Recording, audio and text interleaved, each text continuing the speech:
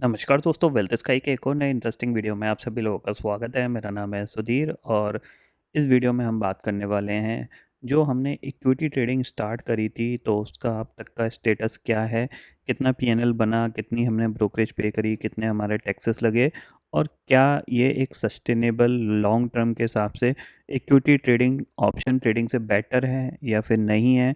क्या option trading में ही ज़्यादा पोटेंशियल है या फिर आपका कैश मार्केट में अगर आप काम करते हो तो ज़्यादा पोटेंशियल है। तो ये सारे क्वेश्चनों के हम यहाँ पे आंसर ढूंढेंगे और समझने की कोशिश करेंगे कि ऑप्शन ट्रेडिंग और इक्विटी ट्रेडिंग में डिफरेंस क्या है और बेसिकली आप किस तरीके से अगर आप अपने आप को स्विच करना चाहते हो तो कैसे कर सकते हो। ठीक है, तो वीडियो को स्टार्ट कर रहे हैं। तो सबसे पहली चीज़ ये आती है कि बहुत सारे लोग वीडियोस देखते हैं, चैनल को सब्सक्राइब नहीं करते। तो प्लीज़ एक बार सब्सक्राइब कर लिया करिए तो ज़्यादा बेटर रहेगा, क्योंकि बहुत दिन से इस सारी चीज़ों पे मैं गौर नहीं कर रहा था कि एक्चुअल में चैनल कह सकते हैं कि धीरे धीरे उसमें सब्सक्राइबर्स नहीं बढ़ रहे हैं। तो प्लीज़ आप लोग अगर नए हैं, पहली बार देख रहे हैं तो डेफ़िनेटली एक बार सब्सक्राइब ज़रूर कर लीजिएगा। ठीक है, अब बात करते हैं कि सबसे पहले जो क्वेश्चंस आता है वो ये आता है कि मेरे को बहुत सारे लोग नहीं, मतलब कुछ लोग ऐसा बोल रहे थे कि ऑप्शन ट्रेडिंग को आप स्विच क्यों कर रहे हैं? देखो, मैं ऑप्शन ट्रेडिंग को स्विच नहीं कर रहा हूँ, ना मैं किसी को मना कर रहा हूँ ऑप्शन ट्रेडिंग करने के लिए। ऑप्शन ट्रेडिंग मैं खुद कर रहा हूँ, आप भी करिए, ठीक है ना? बट जो मेरे को रियलाइज़ हुआ है पिछले 8, 9, 10 महीने में कि ऑप्शन ट्रेडिंग में बेसिकली क्या है, थोड़ी-सी स्केलेबिलिटी में बहुत ज़्यादा प्रॉब्लम आ रही है। स्केलेबिलिटी का मतलब क्या है कि लेट अस सपोज़ आज आप 10,000 से काम कर रहे हो, ठीक है? तो ज़ाहिर-सी बात है 10,000 से आप आगे बढ़ के 20,000 का काम करना चाहोगे, 20 से 50,000 का काम करना चाहोगे, 50,000 से 1 लाख का काम करना चाहोगे, 1 लाख से 5 लाख, 5 से 10 लाख, इस टाइप से आप स्केलेबिलिटी करोगे। लेकिन ऑप्शन ट्रेडिंग में क्या है कि ऑप्शन ट्रेडिंग में जैसे ही आपका अकाउंट अराउंड 20 लाख से ऊपर जाता है ना, इसके ऊपर आप स्केलेबिलिटी में बहुत ज़्यादा प्रॉब्लम आती है। क्यों? क्योंकि 20 लाख में आपका रिस्क बहुत बढ़ जाता है। ज़ाहिर-सी बात है, रिस्क बहुत बढ़ जाता है, प्रॉफ़िट बड़ा होता है लेकिन रिस्क भी बढ़ जाता है। तो इसमें क्या है, अगर आपके बड़े अकाउंट में आपको 1-2 दिन आपके ख़राब हुए, बहुत ज़्यादा ख़राब हुए, तो आप बहुत पीछे आ जाते हो, ठीक है ना? तो स्केलेबिलिटी में बहुत ज़्यादा प्रॉब्लम आ रही थी मेरे को 8, 9, 10 महीने से कि एक ही टाइप की ट्रेडिंग कर के मैं भी बहुत ज़्यादा बोर हो गया था, ठीक है ना? तो वो सारी चीज़ों को थोड़ा-सा मैंने मतलब समझने की कोशिश करी कि लास्ट 2 ईयर से यानी 2023 के सेकंड हाफ से मार्केट में इतना ज़्यादा कह सकते हैं कि एक मैनिपुलेशन है। कभी भी मार्केट सडनली 400 पॉइंट ऊपर चला जाता है, फिर वहाँ से 2 कैंडल में गिर जाता है, आपकी पोजीशन फँस जाती है। कभी-कभार आप पोजीशन सही भी बनाते हो बट मार्केट आपके फ़ेवर में इतना स्लो हो जाता है कि आपको प्रॉफ़िट नहीं मिल पाता। टाइम डिके की वजह से पूरा ऑप्शन का प्रीमियम डाइल्यूट हो जाता है। तो वो सारी चीज़ें प्रॉब्लम मैं फ़ेस कर रहा था, तो इसीलिए मैंने थोड़ा-सा अपने आप को स्विच करने के लिए कोशिश करी। स्विच का मतलब सिर्फ़ इतना था, बेसिकली डाइवर्सिफ़ाइड करने की कोशिश करी है कि ऑप्शन ट्रेडिंग तो कर रहे हैं, ठीक है? ऑप्शन में कोई दिक्कत नहीं है, ऑप्शन ट्रेडिंग कर रहे हैं, पिछले 3-4 साल से कर रहे हैं, समझ में भी आई है, प्रॉफ़िटेबल भी हैं, ठीक है ना? ऐसा नहीं है प्रॉफ़िटेबल नहीं है, प्रॉफ़िटेबल भी हैं, बट स्केलेबिलिटी नहीं हो पा रही है। स्केलेबिलिटी अगर नहीं हो पाएगी तो फिर कोई चीज़ करने का कोई फ़ायदा नहीं होता। आप धीरे-धीरे अपने एक्सपीरियंस के साथ आपकी सैलरी बढ़ती जाती है, बढ़ती जाती है, बढ़ती जाती है और आप अपने रोल को अच्छी तरीके से निभाने लगते हो और एज़ लॉन्ग आप जितने पुराने एक्सपीरियंस बंदे होते हो, उस हिसाब से आपको सैलरी अच्छी मिलने लगती है। सेम चीज़ बिज़नेस में होता है, किसी चीज़ को आप ₹10 से स्टार्ट करते हो, धीरे-धीरे वो 100 जाती है, 100 से 200 जाती है, 200 से 500 जाती है, 500 से हज़ार, लाख, करोड़ ऐसे करके बढ़ती रहती है। कोई भी बंदा एक जगह स्टेबल होके काम नहीं करना चाहता। सिंपल सी चीज़ ये है कि आज मैं अगर मान लो 2 लाख रुपए साल का कमा रहा हूँ, तो मैं नहीं चाहता कि अगले 2, 3, 4 साल तक मैं 2 लाख पे ही अटका रहा हूँ, ठीक है ना? मैं चाहूँगा कि नेक्स्ट ईयर एटलीस्ट मेरा 2 लाख से 5 लाख हो, उसके बाद 5 लाख से 10 लाख हो। तो इस टाइप की जो स्केलेबिलिटी होती है ऑप्शंस में, वो थोड़ी-सी मुझे टफ़ लग रही है। आपको हो सकता है बहुत सारे लोगों को बहुत ईज़ी लगती हो, उनका अकाउंट मतलब स्केल भी हो रहा हो, ठीक है ना। बट मुझे थोड़ी सी टफ लग रही है, क्योंकि शायद मैं उस सेचुरेशन फेज में पहुंच गया हूं जहां पे मैं बहुत बड़ा रिस्क नहीं ले सकता ऑप्शन में, ठीक है ना। और अपने अकाउंट में और ज़्यादा मनी डिपॉजिट नहीं कर सकता, क्योंकि नॉर्मली क्या होता है, जब आप उस स्केल में पहुंच जाते हो, किसी के लिए वो स्केल हो सकता है 1 करोड़ का हो, किसी के लिए वो 5 लाख का हो, किसी के लिए वो 10 करोड़ का हो। ऑप्शन ट्रेडिंग की बात कर रहा हूँ मैं, इक्विटी की बात नहीं कर रहा। इक्विटी में आप कितना भी किसी से इन्वेस्ट करा लो कोई फ़र्क नहीं है, क्योंकि वहाँ पे आपको पता है आज नहीं तो कल नहीं तो परसों स्टॉक रिकवर हो जाएगा, चांसेस वेरी हाई। वहाँ पे जब तक कंपनी डीलिस्ट नहीं होती तब तक होप बनी रहती है, ठीक है ना। तो इक्विटी में कोई कितने भी इन्वेस्ट कर सकता है, बट ऑप्शन में नहीं कर सकता, क्योंकि ऑप्शन में क्या होता है, टाइम वैल्यू होती है और ऑप्शन ज़ीरो हो जाता है, ठीक है ना। और वो ज़ीरो आपका, क्योंकि आज हर दिन एक्सपायरी है तो सेम डे ही हो जाएगा, ठीक है ना, चाहे कितना भी बड़ा आपका अकाउंट हो। तो वो सारी चीज़ों के प्रॉब्लम के चलते मैंने थोड़ा सा अपने आप को ऑप्शन ट्रेडिंग से स्विच किया है, या फिर कह सकते हैं एक डाइवर्सिफाइड मेथड ढूंढने की कोशिश कर रहा हूँ with the help of equity trading. अभी खासकर मैं इक्विटी ट्रेडिंग इंट्राडे कर रहा हूँ, देन फिर अपॉर्चुनिटी फाइंड आउट होंगी तो इसको स्विंग में भी अप्लाई करेंगे, क्योंकि स्विंग में मनी डिप्लॉय रहता है, और जिस तरीके से इंट्राडे में अगर ग्रोथ मिलेगी उस हिसाब से उसी पैसे को यूटिलाइज करके हम प्लेस करके आपका एक तरीके से स्विंग पे भी फोकस करेंगे, ठीक है। तो आई होप आपको ये चीज़ समझ में आ गई होगी कि क्या रीज़न है। मैं किसी को मना नहीं कर रहा ऑप्शन ट्रेडिंग करने के लिए, आप बेस्ट से बेस्ट ऑप्शन ट्रेडिंग कर सकते हो, ठीक है। आपको 1 मिनट का हाई और लो का सेटअप मैंने ऑलरेडी दिया हुआ है, वही सेटअप मैं यूज़ करता हूँ, जब भी बनता है उसी में ही अपनी एंट्री होती है, उसी में ही हमारे टारगेट होते हैं। कल भी अगर आप देखोगे तो मार्केट ने सबसे पहले डे लो टूटा, और डे लो टूटने के बाद डे हाई का टारगेट बहुत ईजिली मिला, ट्रेंड भी बना, सब कुछ ओके रहा यहाँ पे। तो ऑप्शन ट्रेडिंग आप कर सकते हो, अच्छी बात है, करिए उसको। लेकिन ऐसी सिचुएशन मत देखिए कि लास्ट 3 साल से या फिर 2 साल से आपकी कोई ग्रोथ ना हो रही हो, समझ रहे हो। आप ऑप्शन ट्रेडिंग कर रहे हो, मान लीजिए 1 महीने में आपने 1 लाख बना लिया, अगले महीने वो 1 लाख चले गए, फिर आपने 3 लाख बना लिए, फिर पता लगा 2 महीने बाद फिर आपके वो 2-2.5 लाख रुपए चले गए। तो ऐसी सिचुएशन में मत फंसिए, क्योंकि इस सिचुएशन में अकाउंट ग्रोथ होने के चांसेस थोड़े से कम होते हैं, ठीक है। अब हम बात करते हैं अपने पीएनएल की, और आपको मैं बताता हूँ क्या सिचुएशन रही, क्योंकि हमने 1 सितंबर से स्टार्ट किया था, ऑलमोस्ट 2 वीक से ज़्यादा हो चुके हैं, 3 वीक से ज़्यादा हो चुके हैं। तो जितने भी ट्रेडिंग सेशन थे उसका मैं आपको पूरा यहाँ पे बताऊँगा कि कितना लॉसेस हुआ, कितना प्रॉफिट हुआ, इसको अंडरस्टैंड करते हैं, ठीक है। तो सबसे पहली चीज़ यहाँ पे आप देख सकते हो ज़ीरोधा का अकाउंट है, ठीक है। फंड, बहुत से लोग फंड्स के बारे में भी जानना चाह रहे थे कि कितना फंड्स है, कैसा है। देखो सिंपल सी चीज़ है, इसमें आप देख रहे हो ये कोलाइटल है 1.48 का, वैल्यू थोड़ी सी ज़्यादा है, बट यहाँ पे कोलाइटल जो है वो इतना है, ठीक है।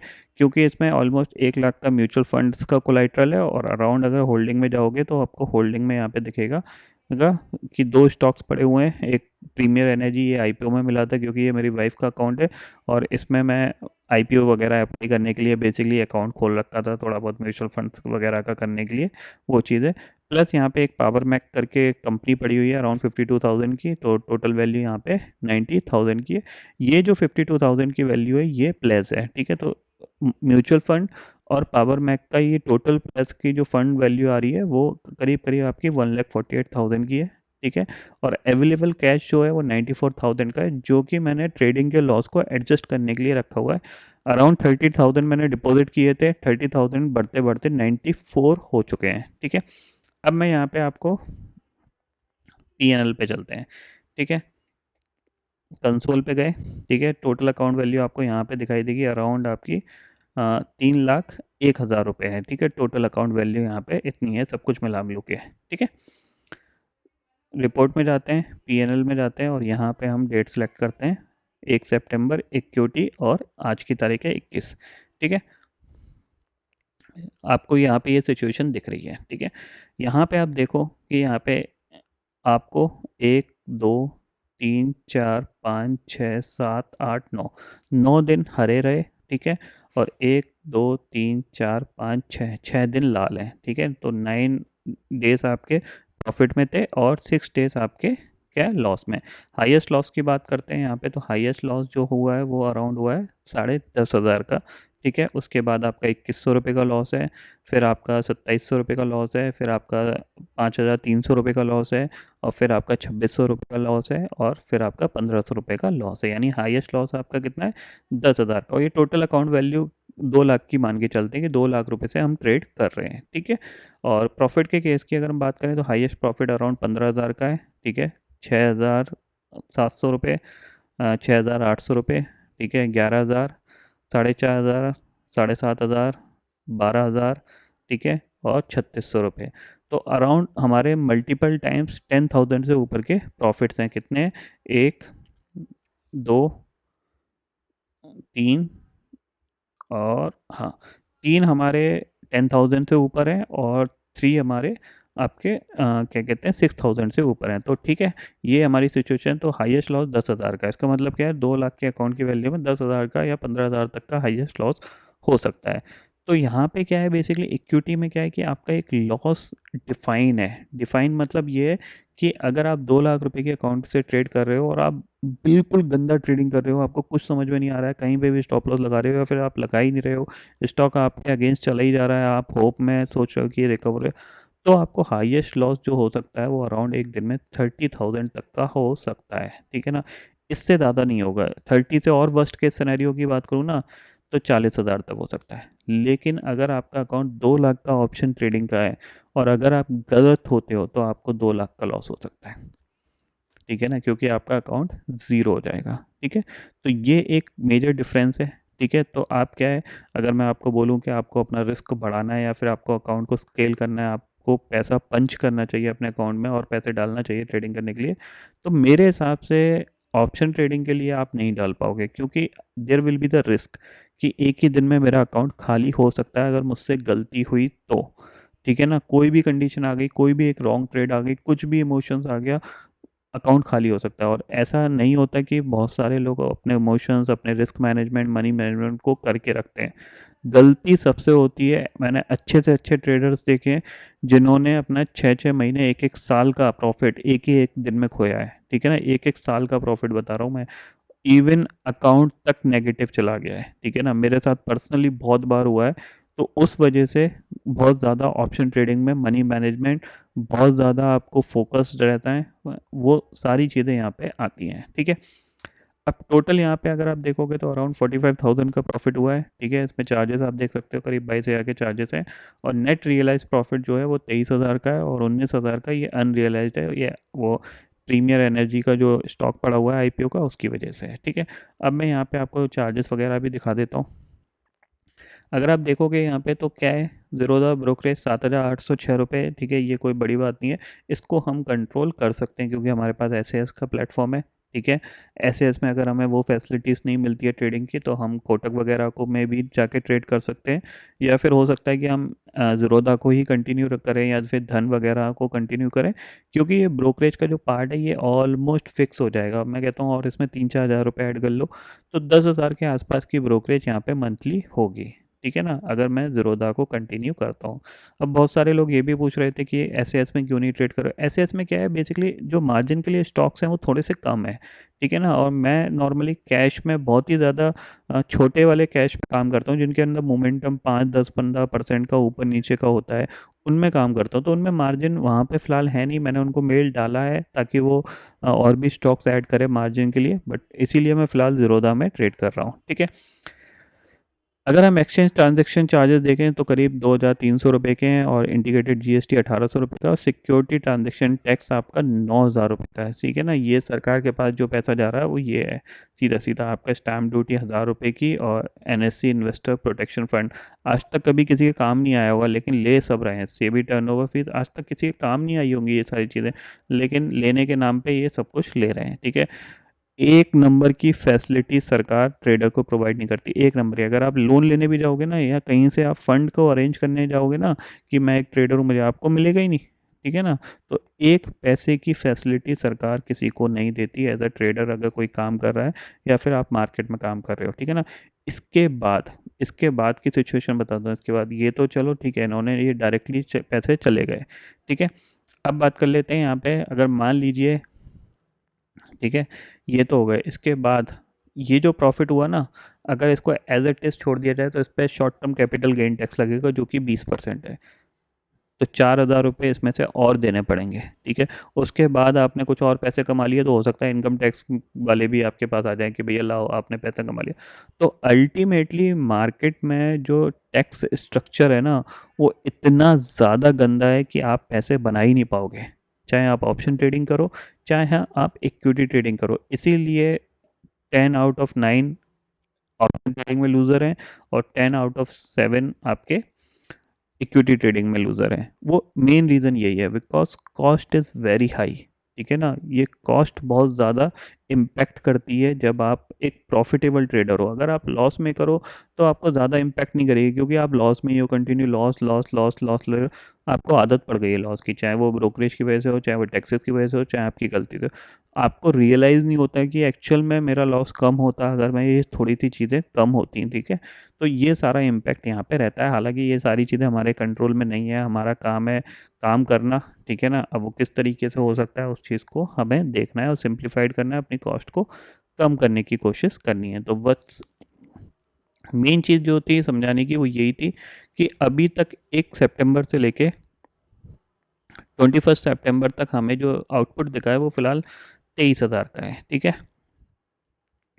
और 23,000 के हिसाब से अगर हम अकाउंट वैल्यू को देखें 2 लाख की में, तो 23,000 के हिसाब से हमें अभी तक 10% के रिटर्न यहाँ पे हमें मिल रहे हैं। इसका मतलब क्या है कि लेट अस सपोज कि अगर मेरे को अकाउंट को अपना स्केल करना है, तो स्केल करना है तो मैं क्या करूँगा, स्केलेबिलिटी करने के लिए मेरे को कुछ नहीं करना होगा। यहाँ पे जाऊँगा, ठीक है। ये 2 स्टॉक्स हैं, यहाँ पे मैं फ़ंड डालूँगा 20-30 लाख रुपए, ठीक है। 20-30 लाख में जो भी मेरे को अच्छी-अच्छी कंपनी दिखेंगी, जो भी मेरे को अच्छी-अच्छी कंपनी दिखेंगी, जिनके फंडामेंटल्स या फिर उनका जो एक पोटेंशियल अपसाइड कितना है, जैसे ये मैंने खरीदी हैं, तो ऐसी ही मैं कंपनियाँ ढूँढूँगा, उसमें वो पूरे 20 लाख रुपए इन्वेस्ट करूँगा। वो पूरे 20 लाख को मैं प्लेस करूँगा और प्लेस करने के बाद उस पे मैं इंट्राडे ट्रेड करूँगा। अगर इंट्राडे ट्रेड में मेरे को सिंपली, अगर ये यहाँ पे 10% है ना, अगर मेरे को इंट्राडे ट्रेड करने के बाद सिर्फ 5% भी महीने का मिल गया ना सारी कॉस्ट निकालने के लिए, तो आप सोचो 20 लाख मैंने इन्वेस्टेड है, जो मेरा ऑलरेडी फिक्स अमाउंट है, ठीक है। स्टॉक्स में कुछ ना कुछ आउट परफॉर्म होगी, जैसे लेटर सपोज यहाँ पे ये स्टॉक है, ठीक है। इसमें आप देख सकते हो 21,000 का प्रॉफिट चल रहा है। आईपीओ ये 100% पे लिस्ट हुआ था, बट मेरे पास होल्ड पड़ा हुआ है तो 146% हो गया, यानी वहाँ से भी 40% ये ऊपर चला गया है, ठीक है। तो ये मेरा अमाउंट था, ठीक है। इस पे मेरे को इतना प्रॉफिट मिल रहा है और इस पूरे अमाउंट को मैंने क्या किया है, इसको मैंने पूरे अकाउंट के करंट वैल्यू को अगर मैं प्लेस कर देता हूँ, ठीक है, 36,000 को प्लेस किया और मंथ के एंड में मैंने इस पर्टिकुलर अमाउंट से 5% भी रिटर्न एक्स्ट्रा बना लिए, 1,500 रुपये या 2,000 रुपये सारी कॉस्ट निकालने के बाद, तो सोचो वो अकाउंट कितनी तेज़ी से ग्रो होगा। तो this is the important point कि आप ये चीज़ ऑप्शन में नहीं कर सकते। आप प्लेस करोगे, प्लेस करके ऑप्शन ट्रेडिंग तो करोगे, लेकिन किसी दिन आपको हो सकता है बड़ा झटका लग जाए, तो आपको प्लेस स्टॉक बेचने लग पड़ जाएंगे। यहाँ पे वो चीज़ कंट्रोल है कि आपको किसी दिन अगर बड़ा लॉस होगा भी तो वो आपके कंट्रोल में होगा, वो आपके कंट्रोल से बाहर नहीं जाएगा। This is the most important point equity trading में, जो मेरे को सबसे अच्छा लगा। क्योंकि 2020 से पहले मैं इक्विटी ट्रेडिंग करता था, उस टाइम मेरा अकाउंट अपने आप स्लोली कंसिस्टेंटली ग्रो हो रहा था, बट बिकॉज मार्केट में मार्जिन बेनिफिट जो था वो उसको रिमूव कर दिया गया था सेबी की वजह से, और जो करंट सिचुएशन ऐसी हो गई थी कि जो एलोकेशन था फंड का वो बहुत ज़्यादा बढ़ गया था, ठीक है ना। मार्जिन प्लेस की जो फैसिलिटीज़ थी वो भी 2-2 ढाई-ढाई दिन के बाद मार्जिन मिलता था, तो वो ज़्यादा प्रॉब्लम हो रही थी। इसीलिए मैंने ऑप्शन ट्रेडिंग में थोड़ा सा घुसा था और सक्सेसफुली एक अच्छा पीएनएल यहाँ पे ऑप्शन ट्रेडिंग में भी बनाया है।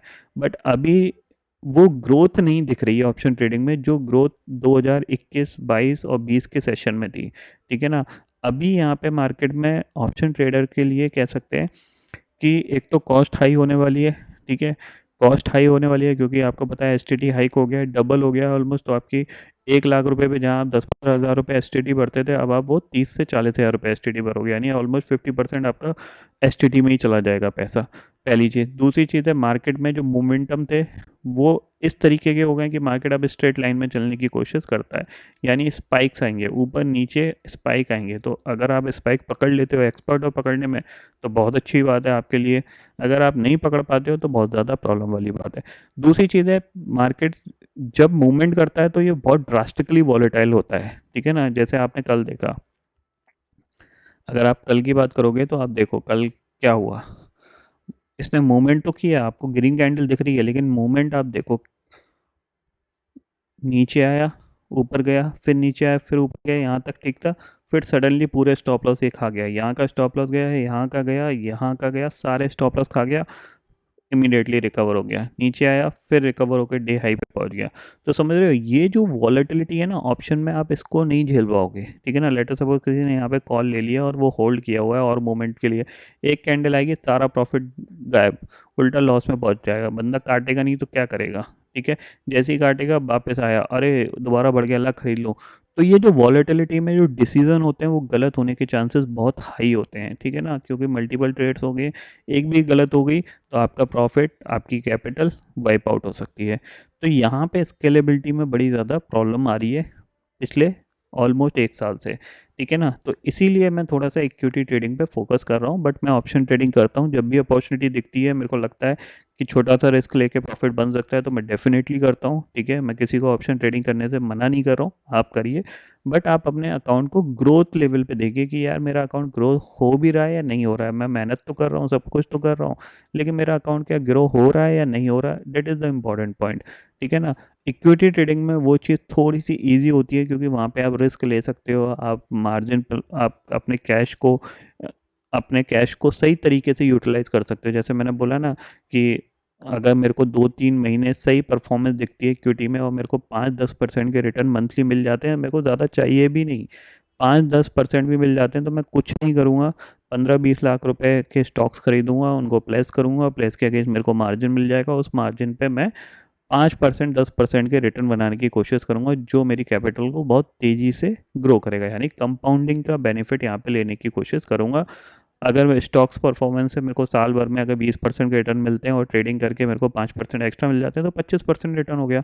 तो 25% रिटर्न सफिशिएंट है, कोई दिक्कत की बात नहीं है, आपका अकाउंट ग्रो होता रहेगा, ठीक है ना। और इक्विटी ट्रेडिंग में टाइम वैल्यू नाम की चीज़ नहीं होती। आप एक, यहाँ पे मान लो आपको शॉर्ट करना है, ठीक है, आपको लग रहा है यहाँ से मार्केट गिर सकता है, आपने इसको शॉर्ट किया, यहाँ पे आपने एक स्टॉप लॉस लगा दिया, ठीक है।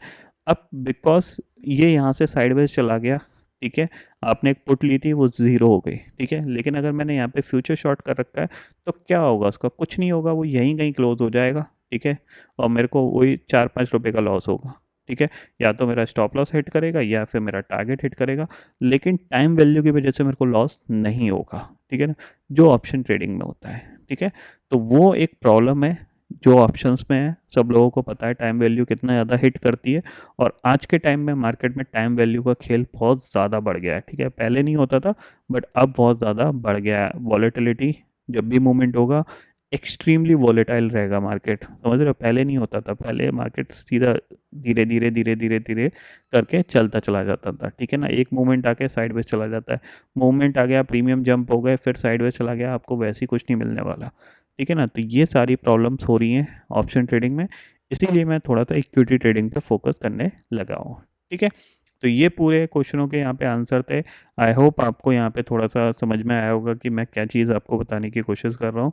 अगर आपको थोड़ा सा मार्केट में पार्टिसिपेंट रहना है तो थोड़ा सा अपने आप को डाइवर्सिफाइड करिए, थोड़ी सी अपॉर्चुनिटी ढूंढते रहिए, ताकि अगर आपको ऑप्शन ट्रेडिंग में मान लो कल सेबी उठ के आती है, 30 लाख का लॉट साइज हो गया, 40 लाख का लॉट साइज हो गया, वीकली एक्सपायरी अब बंद हो गई, फिर आप क्या करोगे, ठीक है ना।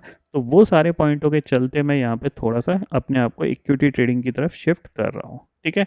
तो आपको ये पूरा कंसेप्ट क्लियरली समझ में आ गया होगा, जो चीज़ मैं आपको यहाँ पे बताने चाह रहा था, ठीक है।